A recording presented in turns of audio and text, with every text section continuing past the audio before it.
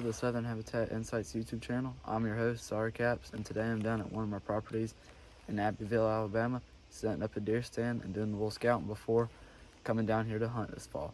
Let's get started.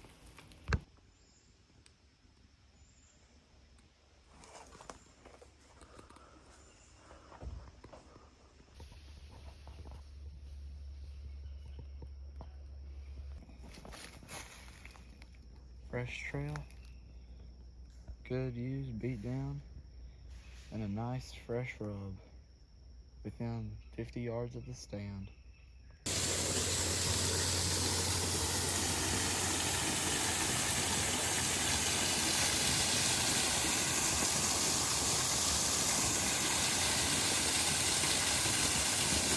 Okay, so we set up the deer stand, got it, and then some trails cleaned out. It's in a good spot. I've got the SPYPOINT camera right here. We're going up to the top of this hill. The other side is the waterfall and creek. We're going to set the SPYPOINT on a fire break by a clear cut. There's always, is that a scrape? Okay, that is a good use trail right there. I don't know if y'all can see that well, but might be a scrape, not sure. A well-used trail for sure. Needless to say, gonna go find a spot for the SPYPOINT and call it a day. Well, I made it to the top of the hill. This is the pine stand. It's grown up a lot, looking good. But what I wasn't thinking about is how grown up. We haven't cut this fire break in a while, and I wasn't thinking about how grown up it would be. So I'm sort of just walking right now, checking things out.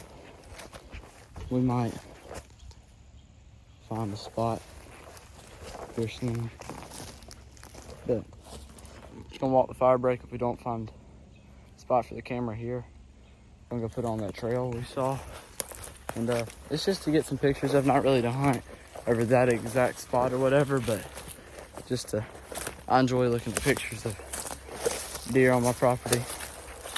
So yeah, we're gonna put the camera out for that reason and just to see what we've got. It is thick back here. I'd assume deer probably would maybe bed in this, but it is real thick up in there.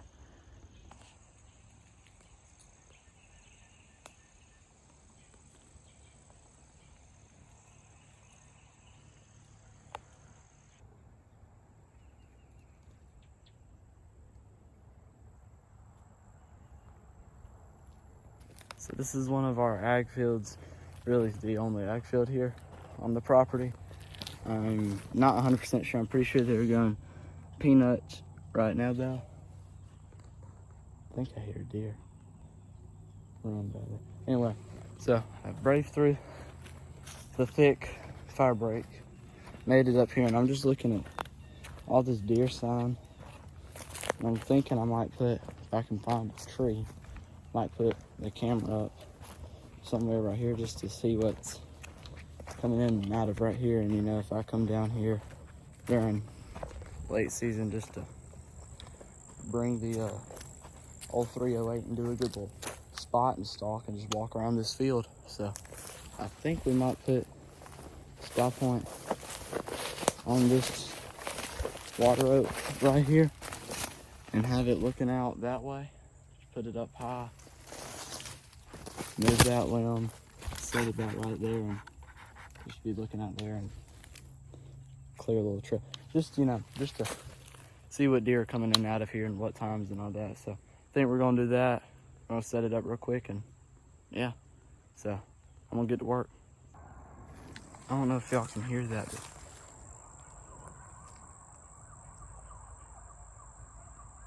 for a second there, sounds like a pack of coyotes. I'm not sure if it is. I know it's some sirens, some dogs, so it's either coyotes or normal dogs, but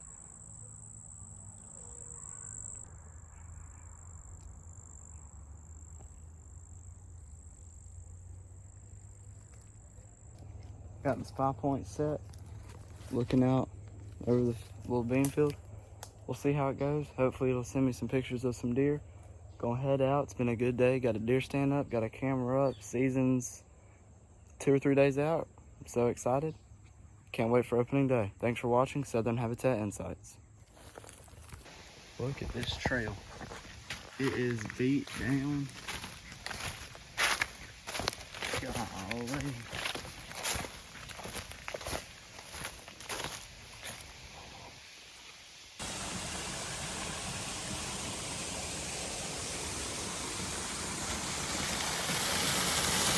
As you can see, I'm up in a tree. Just finished setting up this deer stand for a big buck I've got on camera here in my land in Abbeville. He's a 4.5-year-old 8-point, and he is pretty big for down here. But I'm gonna show you what the view looks like from up here, and then I'm gonna climb down and show you why I put the camera here. Okay, so this is the view from up in the deer stand. There's a big trail that comes running down there, and I put this brush pile sort of to block it off because it would split and they'd come this way. But now I put that there so they'll break down the trail. The other side runs right in front of me and out there. So deer take the path of least resistance. So they'll cut, instead of splitting right there and going both ways, they'll go this way instead of going that way. And about 15, 30 yards down there, there's a big old rub back there, fresh, right back in there. He's pretty big. So I can see it, and there's a big white oak that's dropping right there. It's kind of hard to see it. A big white oak dropping there, another white oak there, and another white oak right there. I'm also sitting in a big old white oak, and there's a big white oak right there that deer will be in range with. And back here, just to the side of me, there's a little clearing open back there. In the future, I might plant that as a food plot just because it's right there. I can see down there's a trail that cuts right in the back of it, and the deer will walk down that trail over and across right out in front of where I've got the camera and feeder set up. So I think this will be a good spot this year. I can see pretty good in here, good enough for bow hunting. And I'm gonna have to sit real still. It's pretty open right in here, but I think it'll be all right. If I turn, I can sort of see up the little entrance road back there. I would probably hunt this stand when my wind is blowing more towards the northeast and pushing away from down here, because I know it's a bedding area back there, bedding area back there, and the bedding area on the other side out in front of me. But I also know the deer travel from this side to this way and from this way to that way, just right out in front of me. So it's one of the reasons I put this stand here. Now, I could hunt it if the wind was blowing that way. It depends on which way I want to catch the deer from. If I want to catch the deer that are bedding over there, I'd hunt when the wind's blowing this way. But if I want to catch the deer that are bedded back here, I'd hunt when the wind's blowing this way. And that also give me a prime setup if some does in heat were on either sides. If the wind was blowing this way, bucks would be cruising down this line right here, down this road, and looking for those does in heat. This is probably gonna be one of the harder stands for me to hunt. It's just because I cannot move a muscle.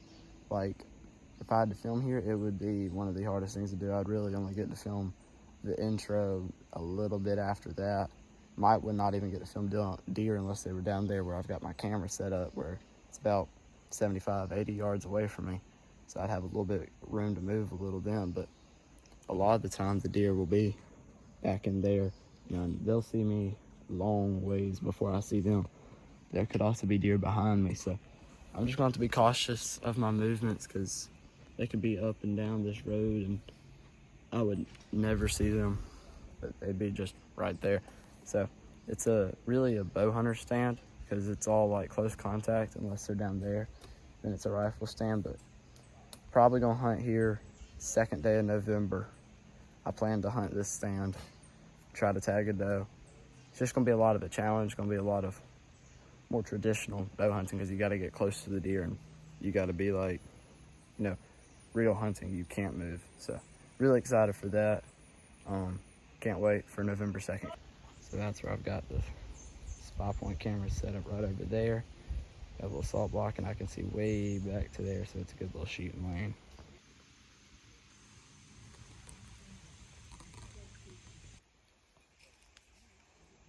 First scrape I've seen of the year, right here.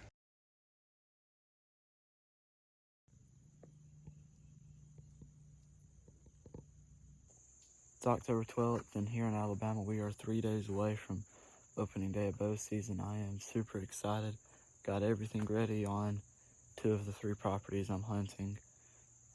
Right now, we're going to put up the Wildlife Research Center Trails in number 307 mock scrape. I'm just going to put it up right here near the Wild Game Innovations apple block and SPYPOINT camera.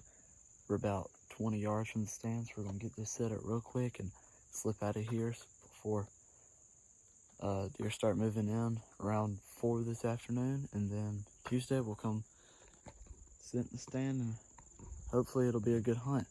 So I'm going to put this up and call it a day.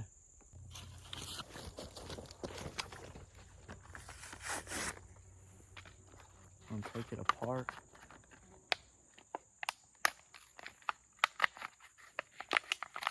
Real quick. First little wick. Remove everything. And I'm going to put it just right here where I can see it good from the stand. See. Gonna break that like a buck's been hitting it. Then we're gonna come take these leaves off. I'm gonna slide the scent wick up the stick, about right there. I'm gonna take the Trails End scent. It's extremely effective for all season and rut. Gonna open her up. Ooh, got a good little scent right there. And what you're gonna do, take the little scent wick. You just douse it in.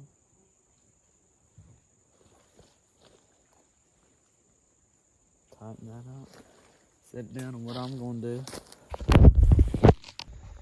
So we got it set up, broke some limbs off as you saw. What I'm gonna do right here is, right under it, just move my feet like a normal scrape.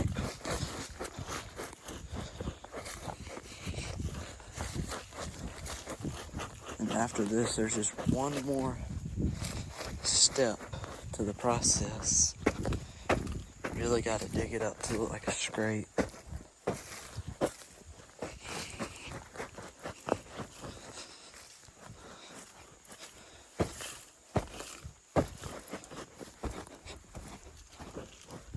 Wild Game Innovations block, SPYPOINT camera, and now the mock scrape. The last step is going to be to get some of the Trails End scent. Be careful right here not to waste it. Get some of the scent.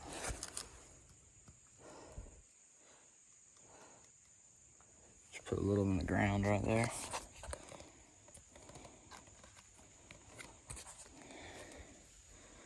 So all you need right there is Trails End scent.